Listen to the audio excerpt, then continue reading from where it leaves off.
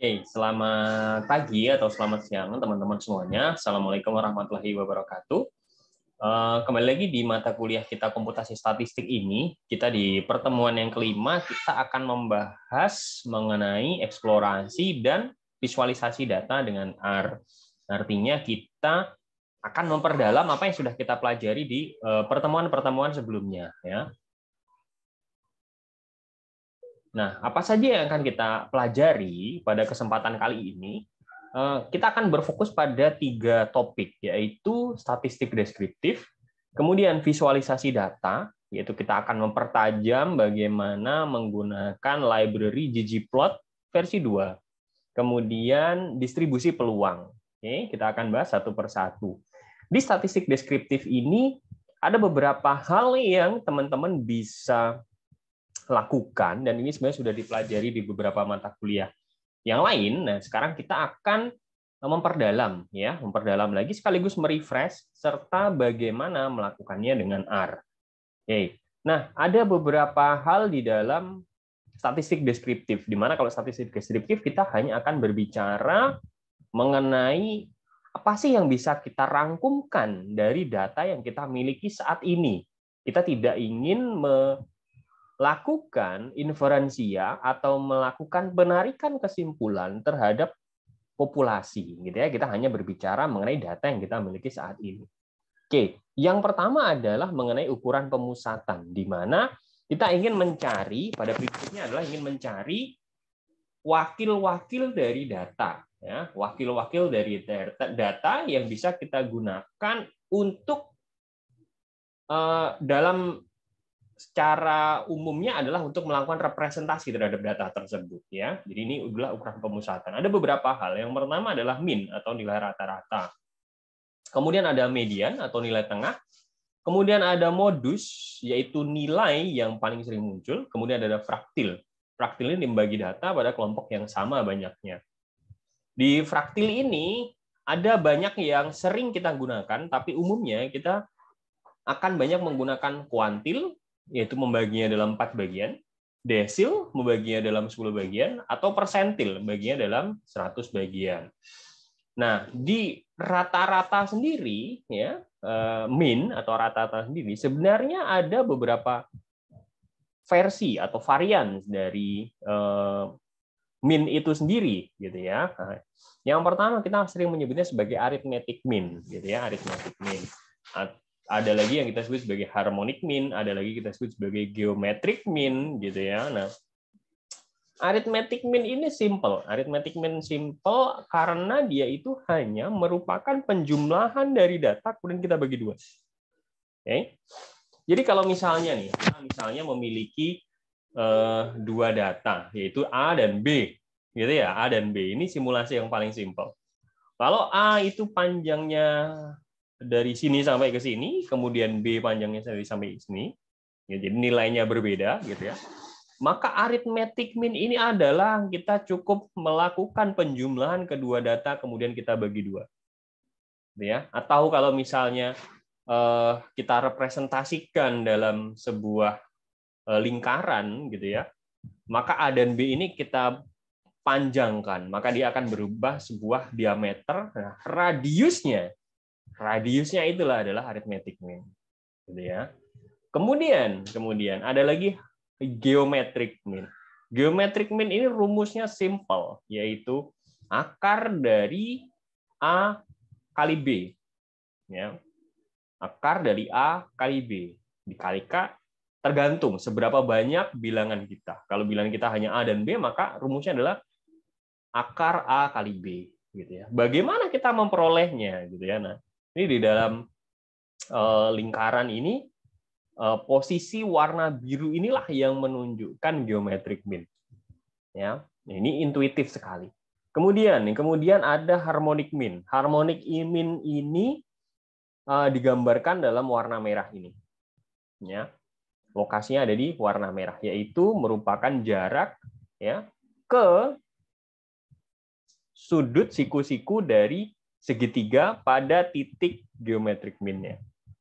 Ini visualisasi yang menunjukkan bahwa masing-masing min, baik arithmetic min, harmonic min, maupun geometric min, memiliki hubungan satu sama lain dan itu ada di sekitar kita. Oke. Kita akan perdalam lagi. Oke. Ini masih contoh lagi. Nanti saya akan menjelaskan definisi yang sesungguhnya. Kalau misalnya tadi kita punya contoh hanya 2, gitu ya, A dan B. Kalau misalnya kita punya contoh ada 3 bilangannya, maka arithmetic mean adalah kita jumlahkan semuanya, kemudian kita bagi 3. Oke, A tambah B tambah C, kita bagi 3. Oke, geometric mean sama seperti tadi geometric mean sebelumnya. Berarti kita kalikan, kemudian kita akar sebanyak jumlah bilangannya. A kali B kali C, kemudian akar pangkat 3 dari hasilnya. Oke. Harmonic mean ini adalah berapa banyaknya jumlah bilangan tadi, berarti kita punya 3, dibagi dengan 1/4 dari masing-masing bilangannya. Oke. Kenapa bisa seperti itu? Nah, tadi sudah saya jelaskan bahwa posisinya itu menunjukkan wilayah tertentu di dalam lingkaran. Ini kalau kita berbicara pada 2 dimensi. Kalau kita berbicara pada 3 bilangan, maka kita berbicara pada 3 dimensi. Inilah keindahan dari matematika.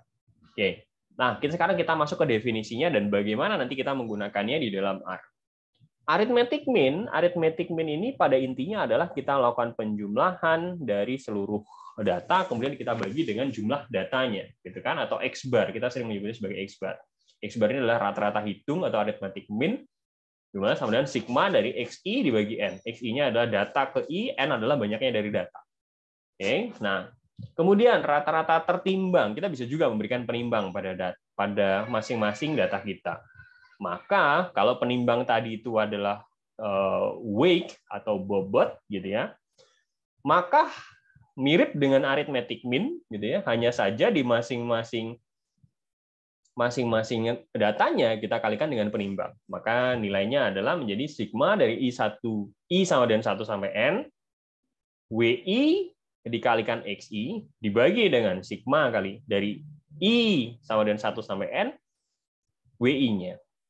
Gitu ya. Artinya apa? Artinya di mana W ini adalah bobot atau penimbang untuk data ke I, gitu ya. Ketika misalnya ternyata kita mengasumsikan bahwa penimbangnya itu sama untuk semua data, maka rata-rata tertimbang nilainya sama dengan nilai rata-rata hitung atau arithmetic mean. Gitu ya. Nah, sehingga rata-rata pertimbang ini adalah versi di mana kita ingin memberikan perlakuan khusus kepada data kita. Oke. Nah, berikutnya adalah rata-rata ukur ya, rata-rata ukur atau geometric means. Nah, ini rumusnya seperti ini. Tadi sudah saya jelaskan. Kemudian ini adalah rata-rata harmonik ya, rata-rata harmonik. Kalau rata-rata harmonik seperti tadi yang sudah saya jelaskan. Nah, pada R untuk rata-rata mean ini yang tersedia by default adalah rata-rata hitung atau arithmetic mean. Jadi kalau kita memanggil mean, maka yang dipanggil di dalam R adalah rata-rata hitungnya atau arithmetic mean. Ya, itu akan dengan mudah sekali teman-teman menggunakan function mean, kemudian memasukkan, ini contohnya misalnya adalah data frame-nya, kemudian dolar, ya, kemudian ini adalah nama variabelnya atau nama kolomnya, gitu ya. Nah, kita akan memperoleh rata-rata hitungnya. Kemudian median ini adalah nilai yang menempati posisi tengah setelah data kita urutkan. Artinya kalau datanya belum diurutkan, kita nggak bisa menghitung mediannya. Ya, kita urutkan dulu. Oke, nilai tengah. Nah, caranya sama seperti dengan min, hanya saja kita menggantinya dengan median. Jadi mudah sekali. Ya. Ini adalah data frame-nya, kemudian ini adalah kolomnya atau variabelnya. Bagaimana jika misalnya list? Ya, sama saja, berarti median, kemudian ini listnya, gitu ya. Oke. Berikutnya adalah fraktil. Nah, di fraktil ini adalah nilai-nilai yang membagi seperangkat data yang sudah kita urutkan menjadi beberapa bagian yang sama besar, bagian atau kelompok. Jadi kalau kuartil ini membagi menjadi 4 bagian, gitu ya. Kalau desil itu membagi menjadi 10 bagian. Ya, nah caranya bagaimana caranya? Caranya adalah rumusnya functionnya di dalam R adalah kita dengan memanggil namanya quantile, gitu ya. Nah, kemudian persentil. Nah, persentil ini adalah fraktil yang membagi menjadi data menjadi setiap 100 bagian yang sama. Nah, teman-teman perhatikan di sini bahwa baik kuartil, kemudian desil, kemudian persentil, kita menggunakan function yang sama di dalam R, yaitu quantile, gitu ya. Nah, di quantile ini intinya kita tinggal mau memanggil, kita mau manggil bagian yang keberapa. Kalau misalnya persentil, maka kita memanggil bagian yang misalnya persentil ke 23, maka kita tinggal menambahkan parameter di sini C 0,23 misalnya. Atau persentil ke 99, maka 0,99 dan seterusnya.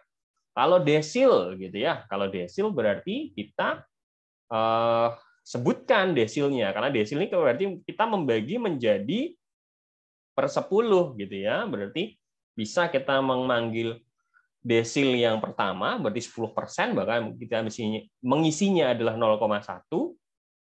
Yang kedua artinya 20% berarti 0,2. Ya, yang ketiga, desil ketiga berarti 30% data, ya berarti C-nya adalah 0,3. Ya. Kalau kuartil, nah karena membagi menjadi 4 saja berarti 0,25, 0,50, 0,75. Gitu ya. Nah, ini mudah sekali karena fungsinya sama. Artinya teman-teman bisa menggunakan ini untuk membagi data yang keberapa persen, gitu ya, keberapa persen. Oke. Nah, berikutnya kalau tadi kita sudah bicara mengenai ukuran pemusatan, ada juga namanya ukuran penyebaran, yaitu kita ingin melihat seberapa menyebar data kita, seberapa heterogen ya data kita.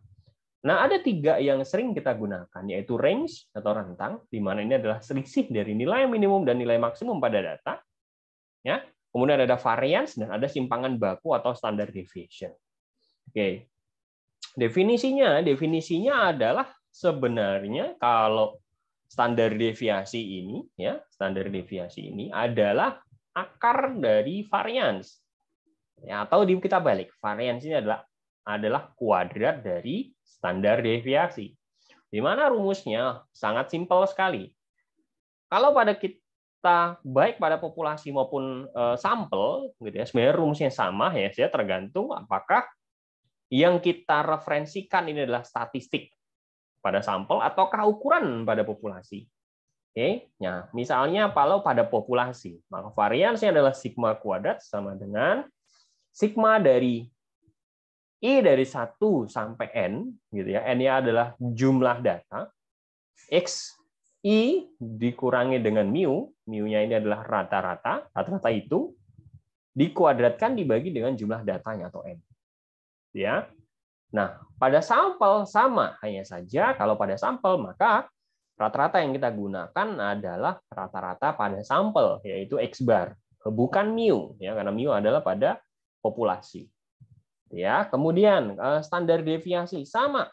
Standar deviasi sama. Hanya saja kalau pada standar deviasi kita ini adalah akar dari variansi. Nah, kita akan bahas lebih detail mengenai ini. Nah, kalau di desil, kuartil, sama persentil. Nah, tadi saya ada yang sempat terlewat bahwa kita pada di kuartil ya kita akan membaginya menjadi 25%, 25%, 25%, dan 25%. Jadi posisi kuartil pertama teman-teman harus ingat bahwa kuartil pertama itu lokasinya bukan di 0 gitu ya. Dan bukan pula di tengah-tengah dari 25%, tapi pada batas atas dari 25%-nya. Gitu ya. Kemudian Q2 juga batas dari 50%. Artinya Q2 ini sama dengan mediannya. Ya, 50% dari nilainya. Q3 berarti 75%. Ya. Desil juga seperti itu. Nah, ini yang seringkali teman-teman ada yang tertukar gitu ya. Di mana sih lokasi desil sama kuartil maupun persentil? Nah, ini tolong diingat. Oke, kita kembali lagi ke ukuran penyebaran atau dispersi. Nah, kalau range, jadi saya sudah jelaskan bahwa range itu adalah selisih antara nilai minimum dan nilai maksimum. Cara menggunakannya di R very simple. Kita hanya memanggil function range. Ya, kita memanggil function range, kemudian kita panggil datanya. Kalau di sini kita memanggil data frame, data latihan, kemudian nama kolomnya atau nama variabelnya adalah, kemudian kita panggil B6 R5A misalnya. Ya, maka kita akan dapat berapa range atau rentangnya. Kita juga sering menggunakan interquartile range. Interquartile range ini itu adalah selisih dari kuartil ketiga dan kuartil pertama, gitu ya. Nah, caranya bagaimana? Mudah sekali. Berarti teman-teman memanggil kuartil yang ketiga dikurangi dengan kuartil yang pertama. Artinya kita teman-teman manggil quantile, ya, dengan C-nya adalah 0,75, kemudian dikurangi dengan quantile, C-nya adalah 0,25. Kan teman-teman akan memperoleh interquartile range. Berikutnya, kalau di dalam R, tadi kita sudah belajar bagaimana menghitung variance dan standar deviasi. Penggunaannya di dalam R sangat mudah, yaitu dengan menggunakan function var dan sd. Ya, var dan sd. Nah, ini mudah sekali. Nah, selain itu, kita juga biasa juga menggunakan koefisien variasi. Di mana kalau koefisien variasi ini adalah kita menggunakan ya standar deviasinya dibagi dengan rata-rata hitung atau X-bar-nya, kita kalikan 100%. Ini biasanya memang kita gunakan untuk membandingkan variasi data. Misalnya, apabila satuan pengukuran variabel-variabel itu berbeda antara satu sama lain. Ya, kalau ukuran variabel-variabel itu beda satu sama lain, maka kita menggunakan koefisien variasi untuk membandingkan variasi pada datanya. Apakah pada satu data itu variasinya bagaimana dibandingkan dengan data yang lain. Oke. Nah, berikutnya teman-teman juga bisa di dalam statistik deskriptif ini memanggil summary. Ya, di summary ini adalah function yang teman-teman langsung bisa memperoleh gitu ya, nilai minimumnya gitu ya, nilai minimum, kemudian nilai kuartil pertama, kemudian nilai mediannya, kemudian rata-rata, kemudian kuartil ketiga gitu ya, kemudian nilai maksimumnya. Oke, summary. Nah, ini mudah. Berikutnya, nah di dalam statistik deskriptif kita juga bisa menghitung korelasinya, gitu ya. Misalnya kita mau mengkorelasikan antara beberapa variabel yang ada di dalam data atau variabel tersebut direpresentasikan dalam kolom-kolomnya. Ya, kita akan dengan function core, nah, kita akan memperoleh berapa nilai korelasi dari masing-masing variabel tersebut. Nah, ini mudah sekali. Berikutnya, kita bisa juga melakukan kategorisasi, ya, kategorisasi dari variabel-variabel yang ada di dalam data kita. Ya, fungsinya seperti ini. Nah, mudah sekali, teman-teman bisa menggunakan ini. Nanti akan kita perdalam di sesi praktikum. Ya, gitu. Oke, nah tabel frekuensi ini mengulang, ya, tabel frekuensi kita menampilkan berapa frekuensi kemunculan masing-masing data ya menurut kelompoknya, ya, menurut kelompoknya. Misalnya kita memiliki data luas lantai gitu ya, data luas lantai. Mana yang masuk ke luas lantai kecil, kemudian menengah, kemudian besar, kemudian sangat besar. Oke, kita hanya menampilkan dengan function table. Ya, kita akan memunculkan tabel frekuensinya. Ya. Oh, saya mau tabel frekuensinya itu tidak hanya satu arah seperti ini, ya, tapi kita ingin membuat dua arah, artinya kita bagi menjadi dua kelompok lagi, gitu ya, dua kelompok lagi. Nah, kita bisa menggunakan table juga, ya, table juga, di mana kita merepresentasikan, gitu ya, menurut blok, misalnya blok 1 yang masuk di blok 1 itu berapa yang luas lantainya kecil, luas lantainya menengah, luas lantainya besar, dan luas lantainya sangat besar. Oke. Di blok 2, berapa komposisi yang di luas lantainya kecil, luas lantainya menengah, besar, dan sangat besar. Kita tinggal merubah. Mau kita dekomposisi dengan variabel apa, ya, tabel frekuensi kita. Ini mudahkan sekali ya di R. Nah, ini ada contoh yang lain. Contoh yang lain. Ini nanti akan kita bahas lebih lanjut di sesi praktikum ya, teman-teman semuanya. Nah, berikutnya adalah visualisasi data. Di visualisasi data ini sebenarnya mungkin akan menjadi pertanyaan bagi kita. Mengapa sih kita harus melakukan visualisasi pada data? Kemudian, kalau tadi kita sudah membuat ukuran-ukuran dan ringkasan dari statistik deskriptif, kita sudah menampilkan gitu ya dan menghitung ukuran pemusatan gitu ya, kemudian ukuran penyebaran dan seterusnya. Nah, mengapa kita harus melakukan visualisasi data? Nah, ini visualisasi data ini sebenarnya sangat penting sekali ya, teman-teman semuanya, karena kita bisa menampilkan ya secara visual. Karena manusia makhluk visual ya, kita akan lebih menerima apa yang kita terima informasinya ketika dalam bentuk visual. Ada beberapa hal yang bisa difasilitasi oleh R. Ya, misalnya adalah kita memiliki Anscombe Quartet. Ya, ini kita contoh adalah visualisasinya. Ada 4 dataset yang memiliki nilai rata-rata, kemudian nilai varians, dan nilai korelasi yang sama, yaitu ada dataset 1, dataset 2, dataset 3, dan dataset 4. Ya. Rata-ratanya sama, variannya sama gitu ya, korelasinya sama. Nah, kita mau lihat bagaimana sebarannya. Ternyata kalau kita hanya melihat dari nilai rata-rata, nilai varian dan korelasi nggak cukup. Ya, teman-teman semua nggak cukup. Karena kita ini tadi hanya merupakan perwakilan dari data. Kita ingin melihat datanya secara keseluruhan. Makanya ini adalah satu contoh yang sangat penting sekali. Anscombe Quartet. Ada 4 dataset yang sangat mirip sekali, tapi kalau kita visualisasikan ternyata berbeda, teman-teman. Ya, jadi oleh karena itu statistik deskriptif saja tidak selalu cukup. Ya, di sini contohnya kenapa pentingnya kita melakukan visualisasi. Statistik deskriptif yang sama bisa saja dihasilkan oleh dataset yang totally different. Ya. Ada lagi. Ini ada data yang menarik ya. Data yang menarik. Namanya Datasaurus ya. Datasaurus ini juga menarik. Ini ada 13 dataset. Jadi bukan cuma 4 tadi.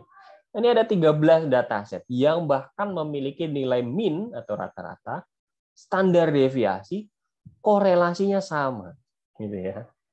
Kalau kita visualisasikan gitu ya, ada 13. Ada satu yang berbentuk dinosaurus gitu ya, ada yang berbentuk bintang, ada yang berbentuk silang dan seterusnya.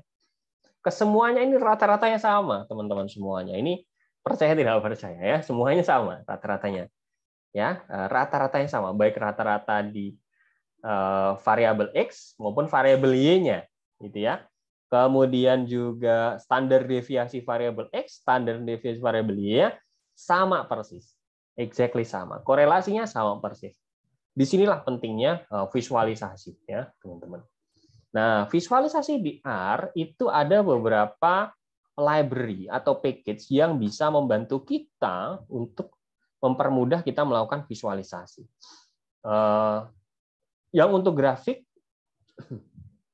ini ada grid, kemudian lattice, kemudian juga ada ggplot, gitu ya. Nah, dari package atau library tadi, itu ada function-function yang bisa kita gunakan. Kita akan bahas satu persatu. Kita bisa menggunakan plot, kemudian histogram, kemudian box and whisker plot, stem and leaf plot, pie chart, bar plot, dan seterusnya. Oke, kita akan bahas satu persatu. Ya. Yang pertama adalah plot. Nah, dengan plot ini kita bisa menampilkan scatter plot, ya, sebarannya untuk 2 variabel. Gitu ya, misalnya kita mempunyai variabel pertama, kemudian kita juga memiliki variabel kedua. Misalnya variabel pertama ini adalah melek huruf, gitu ya, atau buta hurufnya, illiteracy-nya, kemudian lulusan dari SMA, gitu ya. Nah, kita lihat sebarannya seperti apa. Histogram. Nah, histogram ini mudah sekali. Histogram ini kita menunjukkan distribusi dari frekuensi data, ya. Nah, di histogram ini ya, di histogram ini beberapa function yang bisa kita gunakan. Ini adalah beberapa function yang teman-teman nanti bisa gunakan. Bagaimana kita menampilkan dalam histogram frekuensi maupun histogram dengan density plot serta gimana kita menampilkan garis density-nya ya dengan function lines. Ya, ini akan memudahkan teman-teman semuanya.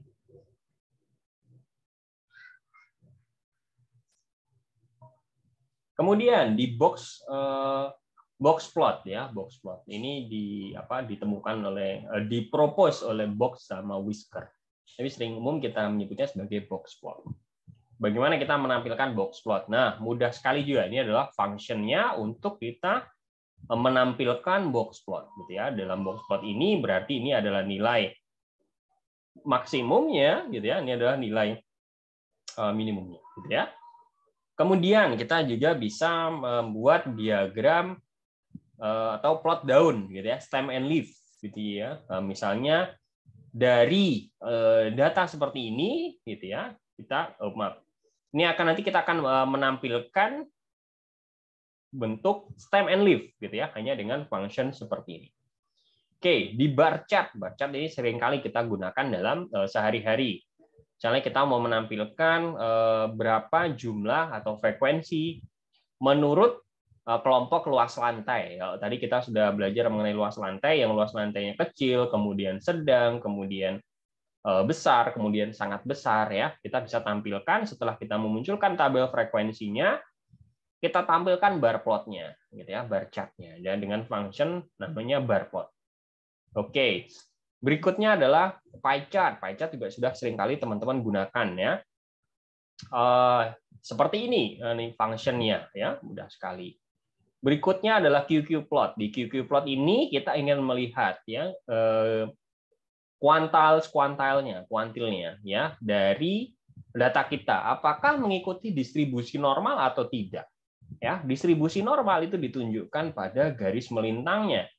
Semakin data tersebut mengikuti garis diagonal ini, maka semakin data tersebut kita yakin ya mengikuti distribusi normal.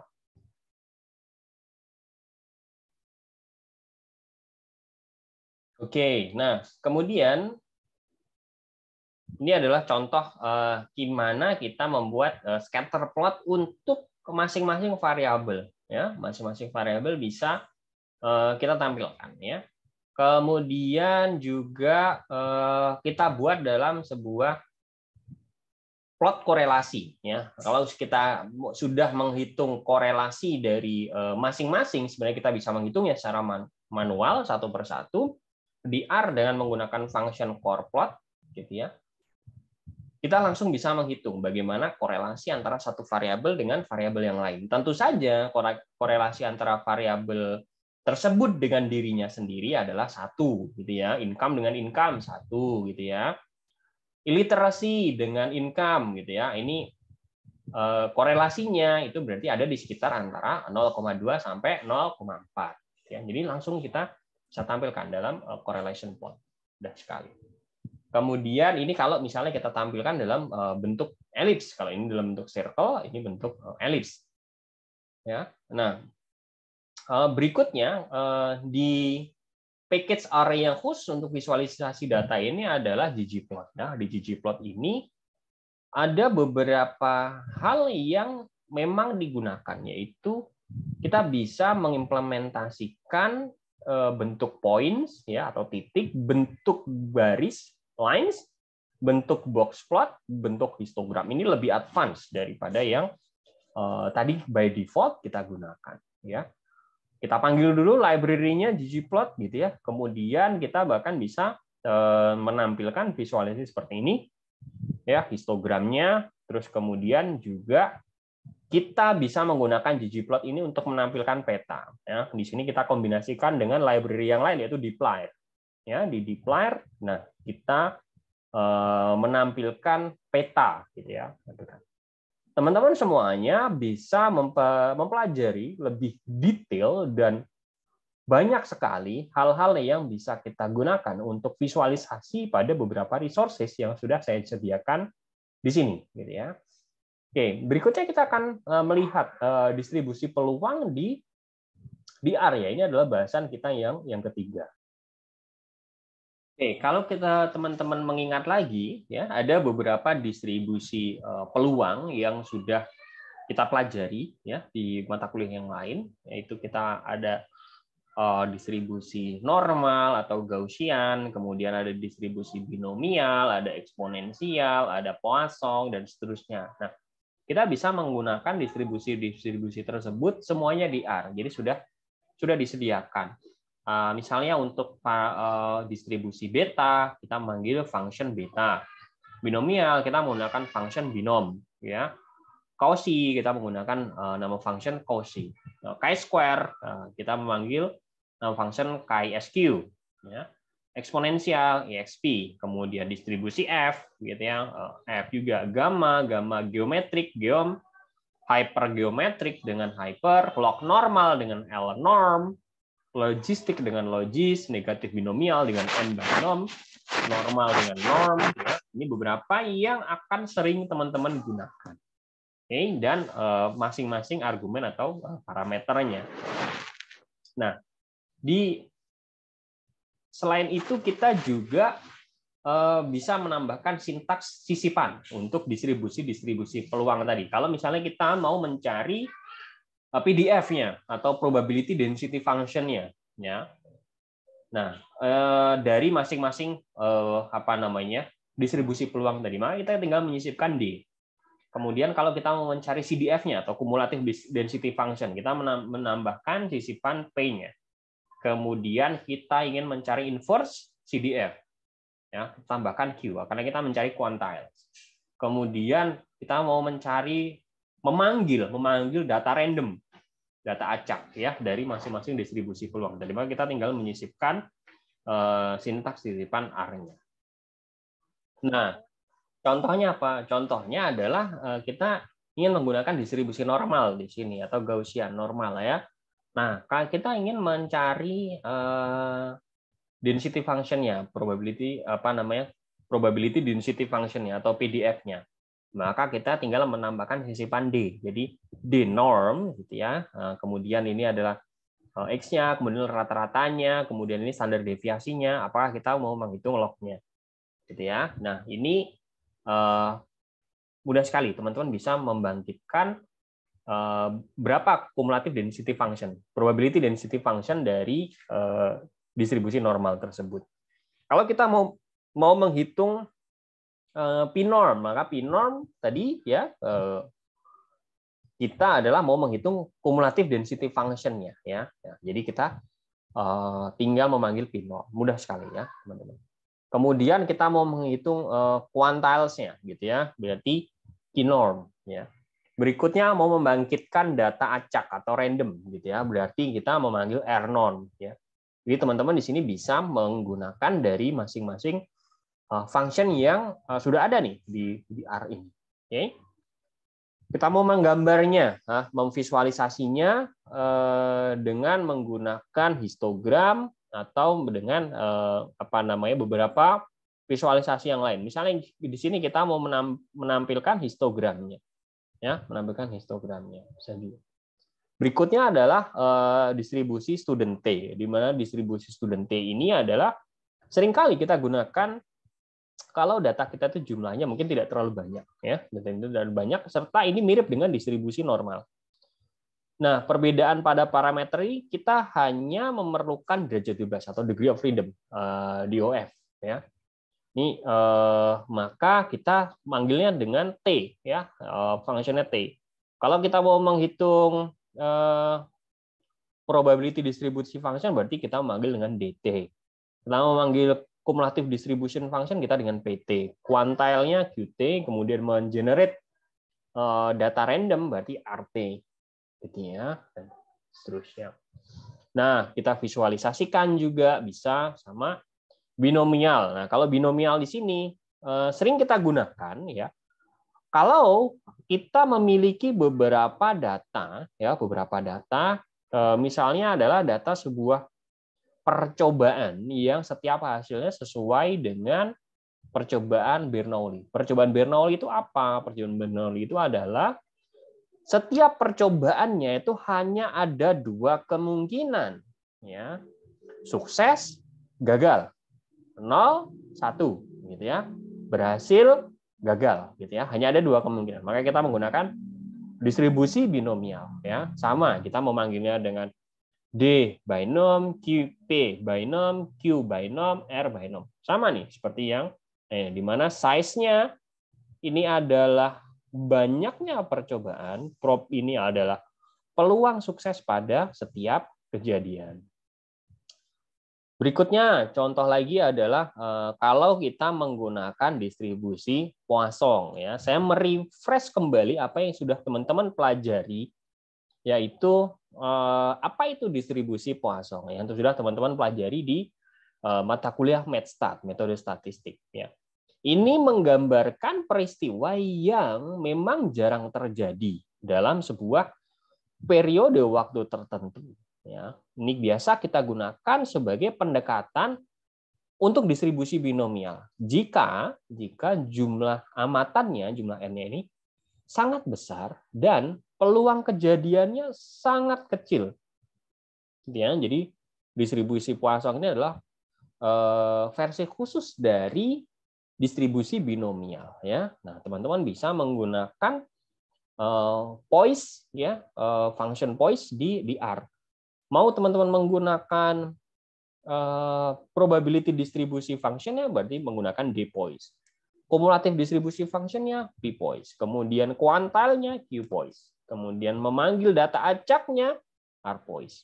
Gitu ya, teman-teman semuanya. Nah, ini memudahkan sekali.